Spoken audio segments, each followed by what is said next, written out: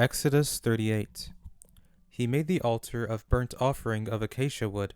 It was square. Its length was 5 cubits, its width was 5 cubits, and its height was 3 cubits. He made its horns on its 4 corners. Its horns were of one piece with it, and he overlaid it with bronze. He made all the vessels of the altar, the pots, the shovels, the basins, the forks, and the firepans.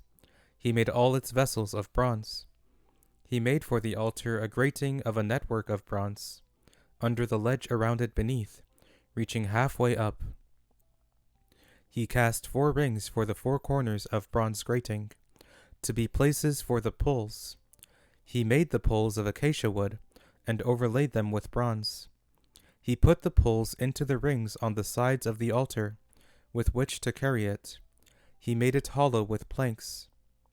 He made the basin of bronze, and its base of bronze, out of the mirrors of the ministering woman who ministered at the door of the tent of meeting.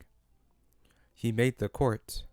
For the south side southward, the hangings of the court were of fine twined linen, 100 cubits. Their pillars were 20, and their sockets 20, of bronze.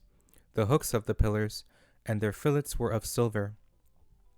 For the north side 100 cubits, their pillars 20, and their sockets 20, of bronze, the hooks of the pillars and their fillets of silver. For the west side were hangings of 50 cubits, their pillars 10, and their sockets 10, the hooks of the pillars and their fillets of silver. For the east side eastward 50 cubits, the hangings for the one side were 15 cubits, their pillars 3, and their sockets 3, and so for the other side. On this hand and that hand by the gate of the court were hangings of 15 cubits, their pillars 3, and their sockets 3. All the hangings around the court were of fine twined linen. The sockets for the pillars were of bronze. The hooks of the pillars and their fillets were of silver. Their capitals were overlaid with silver. All the pillars of the court had silver bands. The screen for the gate of the court was the work of the embroiderer, of blue, purple, scarlet, and fine twined linen. 20 cubits was the length, and the height along the width was 5 cubits, like the hangings of the court. Their pillars were 4, and their sockets 4, of bronze, their hooks of silver, and the overlaying of their capitals and their fillets of silver.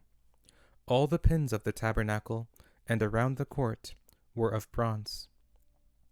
These are the amounts of materials used for the tabernacle, even the tabernacle of the testimony, as they were counted, according to the commandment of Moses, for the service of the Levites, by the hand of Ithamar, the son of Aaron the priest.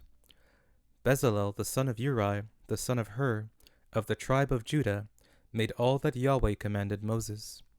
With him was Aholiab, the son of Ahisamach, of the tribe of Dan, an engraver, and a skillful workman, and an embroiderer in blue, in purple, in scarlet, and in fine linen. All the gold that was used for the work in all the work of the sanctuary, even the gold of the offering, was 29 talents and 730 shekels, according to the shekel of the sanctuary. The silver of those who were counted of the congregation was 100 talents and 1,775 shekels, according to the shekel of the sanctuary. A beka, a head, that is, half a shekel, according to the shekel of the sanctuary, for everyone who passed over to those who were counted, from 20 years old and upward, for 603,550 men. The 100 talents of silver were for casting the sockets of the sanctuary and the sockets of the veil. 100 sockets for the 100 talents, 1 talent per socket. From the 1,775 shekels, he made hooks for the pillars, overlaid their capitals, and made fillets for them. The bronze of the offering was 70 talents, and 2,400 shekels. With this he made the sockets to the door of the tent of meeting, the bronze altar, the bronze grating for it, all the vessels of the altar, the sockets around the court, the sockets of the gate of the court, all the pins of the tabernacle, and all the pins around the court.